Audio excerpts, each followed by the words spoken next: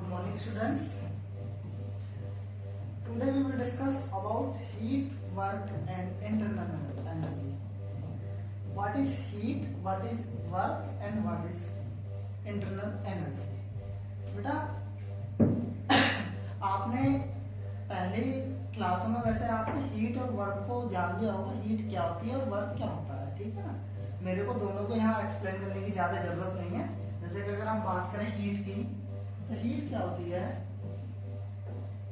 एक एनर्जी की एक ऐसी फॉर्म जो कि फ्लो होती है किस कंडीशन में, जब दो बॉडीज के बीच में टेम्परेचर डिफरेंस होता है, ठीक है ना।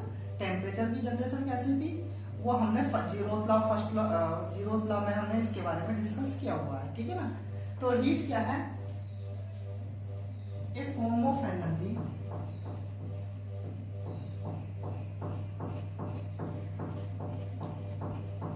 which can transfer or flow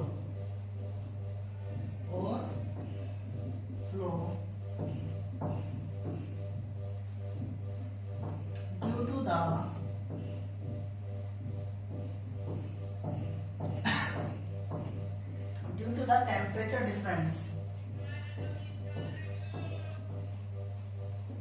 between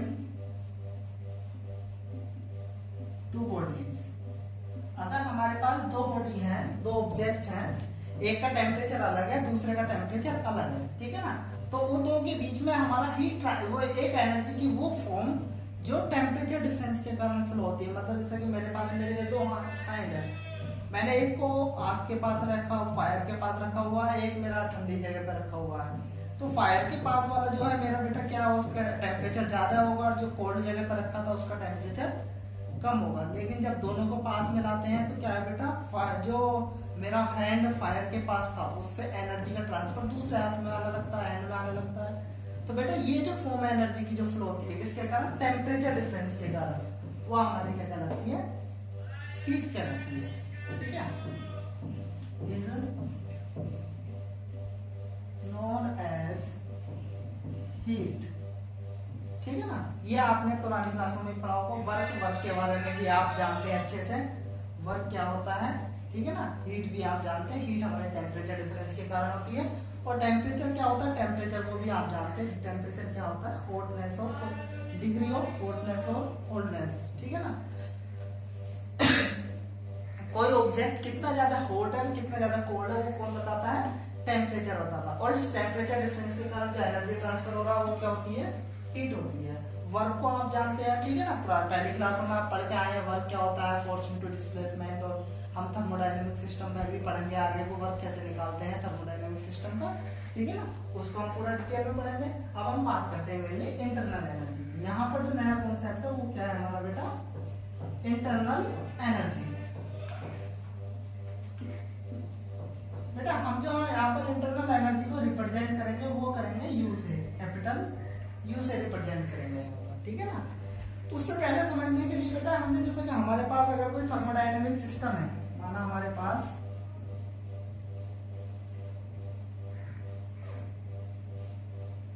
ये पिस्टन गैस का पिस्टन सिलेंडर का एक थर्मोडायनेमिक सिस्टम है।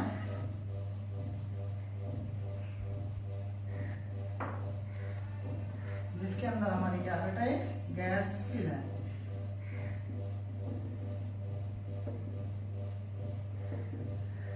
तो गैस के पास नंबर ऑफ एटम्स होंगे बेटा, ठीक है, नंबर ऑफ मॉलिक्यूल्स होंगे इसके। तो बेटा इसके मॉलिक्यूल्स के पास कुछ एनर्जी होती है, जिनमें से कुछ इसको हम जो डिवाइड करें अगर हम, तो इसको दो जगह बोलते हैं, काइनेटिक एनर्जी और एक पोटेंशियल एनर्जी, ठीक है ना।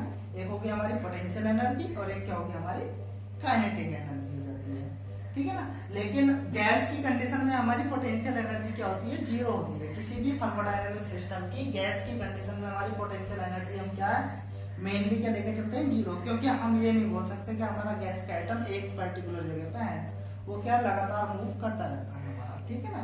उसकी कोई स्टेट डिफाइन नहीं हो पाती है, तो इसलिए क्या उसकी पोटेंशियल एनर्जी हम यहाँ पर क्या मान के चलते हैं? जीरो मान के चलते हैं, ठीक है। तो क्या बचती है? Kinetic energy. अब काइनेटिक एनर्जी को बेटा हमने गैस के बिहेवियर पर तीन जगह डिवाइड किया हुआ है। काइनेटिक एनर्जी को हमने तीन जगह डिवाइड किया हुआ है। एक तो बोलते हैं हम translational kinetic energy, translational kinetic energy जिसको हम रिप्रेजेंट करेंगे के और सफिक्स में टी। एक होता है हमारा rotational kinetic energy,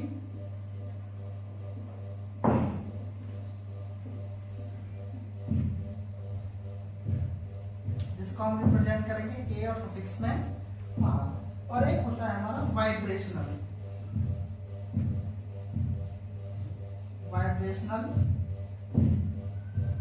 kinetic energy, जिसको हम रिप्रेजेंट करेंगे के और सफिक्स में वी। ठीक है ना। और टोटल काइनेटिक एनर्जी जो होती है वो क्या होती है हमारी, टोटल काइनेटिक एनर्जी वो सम होती है ट्रांसलेशनल की, वाइब्रेशनल की और रोटेशनल की।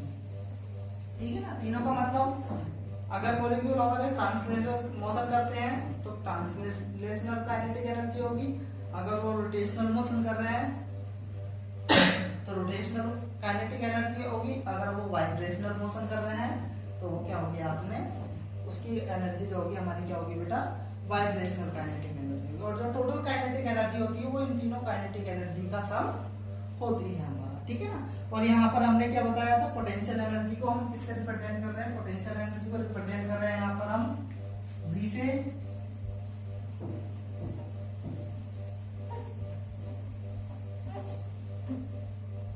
पोटेंशियल एनर्जी को किससे रिप्रेजेंट कर रहे हैं, कैपिटल V से, जो कि हमारा कितना हो जाएगा, 0 हो जाएगा। ठीक है ना। तो इस कंडीशन में हमने बताया कि जो इंटरनल एनर्जी है वो दो एनर्जी का सम होती है, किसका, काइनेटिक एनर्जी का और एक क्या, पोटेंशियल एनर्जी का। देन इंटरनल एनर्जी कितना हो जाएगा हमारा, वो आपका कितना हो जाएगा, kinetic energy, total kinetic energy. ठीक है ना। क्या आएगा ये, total kinetic energy plus potential energy. ठीक है ना। काइनेटिक एनर्जी कितनी है, kT plus kr plus kv, और प्लस में क्या हो गया ये v, और ये हो गया हमारा इंटरनल एनर्जी के इक्वल हो गया। ठीक है ना। लेकिन हमारा क्या है,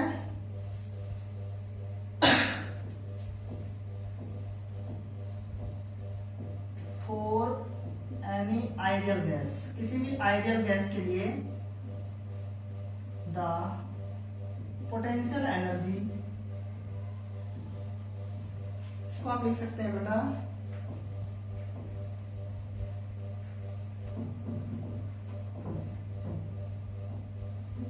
there is no interaction between the particles of the gas। ठीक है ना। इसके कारण हमारा पोटेंशियल एनर्जी जो हो जाता है वो किसके इक्वल हो जाता है, 0 के इक्वल हो जाता है। और जब पोटेंशियल एनर्जी 0 हो गया, इसका मतलब V की वैल्यू 0 हो गई। ठीक है ना। ये V इक्वल टू कितना हो गया, 0 हो गया। देन हमारा जो इंटरनल एनर्जी है U इक्वल्स टू कितना बन गया, kT plus kr plus kv। इसका मतलब क्या है, हमारा जो किसी भी थर्मोडायनेमिक सिस्टम का जो इंटरनल एनर्जी होता है वो क्या होता है, सम ऑफ टोटल काइनेटिक एनर्जी हमारा होता है। ठीक है ना। तो यहाँ आप फाइनली क्या स्टेटमेंट लिख सकते हैं, that is the total internal energy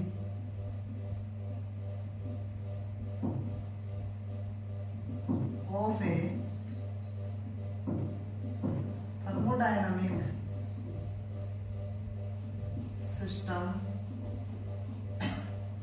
is the sum of the all kinetic energy of the system। ठीक है ना। सिस्टम सिस्टम की सभी काइनेटिक एनर्जी का क्या होता है बेटा, ये सम होता है हमारा, ठीक है ना। जो हमारे किसी भी सिस्टम की जो काइनेटिक एनर्जी है बेटा, वो हम जो मेजर करते हैं वो उसके सेंटर ऑफ मास के रेस्पेक्ट में मेजर करते हैं, ठीक है ना। सेंटर ऑफ मास आपने फर्स्ट पेपर में इसका पढ़ा होगा बेटा, ठीक है ना। आपने 11th की फर्स्ट पेपर में जो सेंटर ऑफ मास कैसे फाइंड करते हैं वो आपने पढ़ा होगा। तो यहाँ पर हम क्या इसको जो काइनेटिक एनर्जी के बारे में हमने क्या बताया था, the kinetic energy is measured with respect to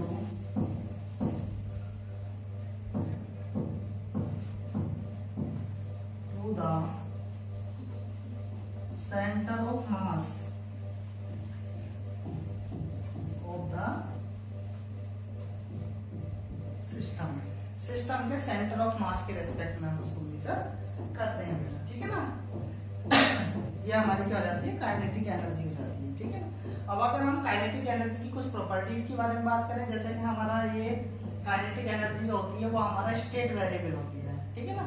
state variable और पाथ वेरिएबल क्या होते हैं वो आपको बताया जा चुका है। स्टेट वेरिएबल जो उसकी पोजीशन पे डिपेंड करता है, ठीक है ना, तो कोई सिस्टम की पोजीशन किस समय में कहाँ है, वो स्टेट वेरिएबल्स होते हैं। और जो डिपेंड करते हैं उसके पाथ पर, वो क्या होते हैं, पाथ वेरिएबल्स होते हैं। तो हमारी इंटरनल एनर्जी क्या होती है बेटा, स्टेट वेरिएबल होती है, ठीक है। आप इसको उतार लो, फिर हम इसमें आगे करते हैं। इसके बारे में थोड़ा सा कैसे हम काइनेटिक एनर्जी को बढ़ा या घटा सकते हैं उसके बारे में बात करेंगे, ठीक है। और ये कैसे हमारा स्टेट वेरिएबल है उसके बारे में बात करेंगे हम बेटा। हाँ तो बेटा हम बात कर रहे थे स्टेट वेरिएबल्स की, ठीक है ना। तो इंटरनल एनर्जी हमारा क्या है बेटा, मैंने इसको पहले लिख दिया है। इंटरनल एनर्जी हमारा क्या है, स्टेट वेरिएबल होता है, ठीक है ना। स्टेट वेरिएबल के बारे में हम बता रहे थे, क्या स्टेट वेरिएबल जो उसकी पोजीशन पे डिपेंड करता है, क्या उसकी इनिशियल पोजीशन क्या है और फाइनल पोजीशन क्या है, ठीक है ना, वो स्टेट्स पे डिपेंड करता है। जबकि हमारा पाथ वेरिएबल क्या होता है, उसके पाथ पर के इनिशियल से फाइनल तक जाने के लिए आपने क्या पाथ फॉलो किया है उस पर डिपेंड करता है, ठीक है। तो हमारा इंटरनल एनर्जी क्या होती है बेटा, एक स्टेट वेरिएबल होती है। It depends only on the state of the system. ये हम बस सिर्फ और सिर्फ किस पर डिपेंड करती है बेटा, सिस्टम की स्टेट्स पर डिपेंड करती है। Does not depend on the path by which the state is reached. ये उसके पाथ पे डिपेंड नहीं करती है जिस पे वो एक स्टेट से दूसरे स्टेट पर जाता है, वो पाथ क्या फॉलो करता है उसका कोई मतलब नहीं होता है, ठीक है ना। तो हमारी इंटरनल एनर्जी क्या है, स्टेट वेरिएबल्स होती है। अब आगे अगर हम बात करें बेटा, तो जो किसी भी सिस्टम की इंटरनल एनर्जी को हम चेंज कर सकते हैं, उसको तीन तरीके से हम चेंज कर सकते हैं। There are three ways to change the internal energy of the system. किसी भी किसी सिस्टम की इंटरनल एनर्जी को चेंज करने के हमारे पास तीन तरीके हैं। पहला क्या है, आप उस पर वर्क कीजिएगा। दूसरा क्या है, आप उसके अंदर हीट को एक्सचेंज कीजिएगा, ठीक है। और तीसरा हमारा क्या, उसके अंदर जो नंबर ऑफ पार्टिकल्स है उसको एक्सचेंज कीजिएगा। बाय परफॉर्मिंग वर्क का मतलब क्या, आप सिस्टम पर वर्क करते हैं या सिस्टम आपको वर्क करके देता है, ठीक है ना। ऐसे एक्सचेंज ऑफ हीट का मतलब क्या, या तो आप सिस्टम को हीट देंगे या सिस्टम से हीट लेंगे। और ऐसे हमारा एक्सचेंजिंग पार्टिकल का मतलब क्या, या तो आप उसके अंदर नंबर ऑफ पार्टिकल्स को बढ़ा देते हैं या नंबर ऑफ पार्टिकल्स को घटा देते हैं, ठीक है ना। तो क्या चेंज होता है उसके बारे में हम आगे बात करते हैं। जब हम परफॉर्म करते हैं वर्क को, ठीक है ना, वर्क वाली कंडीशन में, पहले कंडीशन वर्क के अंदर क्या हो सकती है बेटा, if the work is done on the system. जब हम वर्क सिस्टम पर वर्क करते हैं, ठीक है ना, तो अगर आप सिस्टम किसी भी सिस्टम पर थर्मोडायनेमिक सिस्टम पर वर्क करते हैं तब उसकी क्या, देन द इंटरनल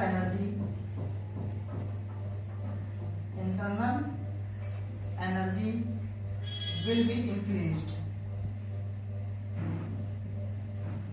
उसकी इंटरनल एनर्जी क्या हो जाती है बेटा, इंक्रीज हो जाती है।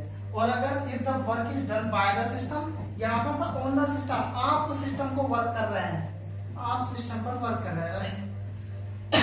यहाँ पर क्या है, if the work is done by the system. By the system का मतलब क्या है, आपका सिस्टम वर्क आपको करके दे रहा है, ठीक है ना।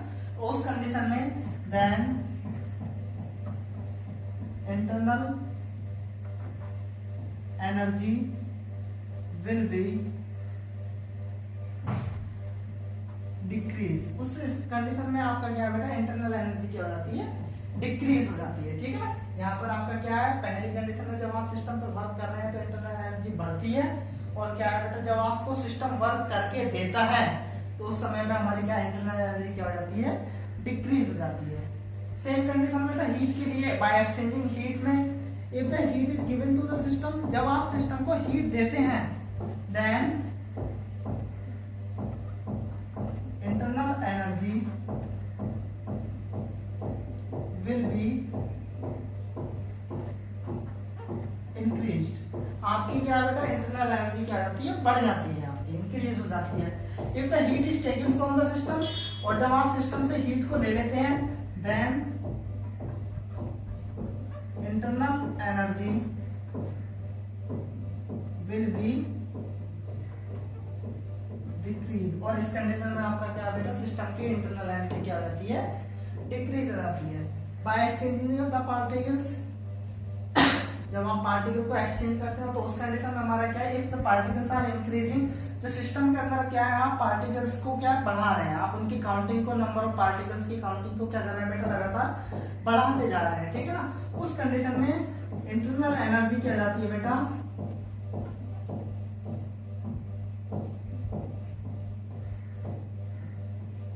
Will be increased. इस कंडीशन में भी हमारी क्या इंटरनल एनर्जी क्या हो जाती है बेटा, इंक्रीज हो जाती है। और एक तो पार्टिकल्स आर डिक्रीजिंग, और अगर आप सिस्टम के अंदर से पार्टिकल्स की काउंटिंग को कम कर रहे हैं, नंबर ऑफ पार्टिकल्स कम कर रहे हैं, तो then internal energy will B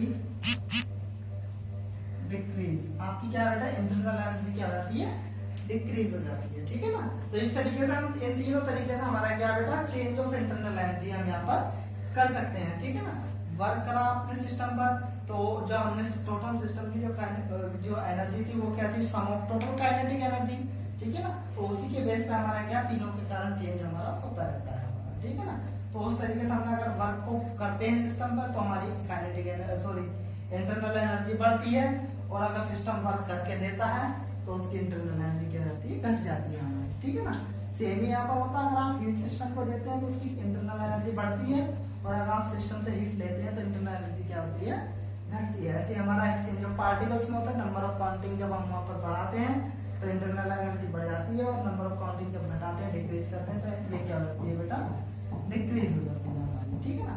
ये हमारा होता है इंटरनल एनर्जी का कॉन्सेप्ट, ठीक है। नेक्स्ट बेटा आगे हम समझेंगे फर्स्ट लॉ ऑफ थर्मोडायनामिक्स क्या होता है, ठीक है ना। फर्स्ट लॉ ऑफ थर्मोडायनामिक्स के बारे में देखेंगे। अभी ये था हमारा internal energy. Okay, thank you बेटा।